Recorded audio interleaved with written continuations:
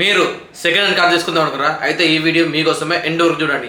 ఈ second hand మార్కెట్లో జరిగే 3 అతిపెద్ద మోసాలు. మీరు నన్ను మర్డర్ చేసిన బాధపడను కానీ మోసం చేస్తే తట్టుకోలేను సార్.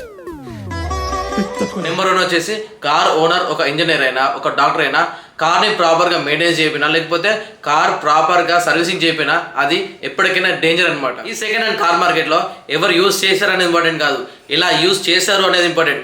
చాలా మంది డాక్టర్ కార్ అని ఇంజనీర్ కార్ అని కన్విన్స్ అవుతుంటారు, మీరు అస్సలు కాకనమాట. ఎవరి కార్ అయినా సరే తరోగా చెక్ చేసుకున్నాకనే మీరు తీసుకున్నారు అనమాట. నెంబర్ 2 వచ్చేసి చాలా మంది ఏం చేస్తున్నారంటే ఈ బంపర్ మాత్రమే రిపేర్ అయింది, మిగతా బాగానే ఉంది అంటారు. కానీ ఇక్కడ 2 విషయాలు మాత్రమే ఇలా జరుగుతుంది. మొదటిగా ఇక్కడ ఏం జరుగుతుందంటే ఏదైనా పార్ట్ డ్యామేజ్ అయితే ఆ పార్ట్ వరకు వీళ్ళు రీపెయింట్ చేస్తారు.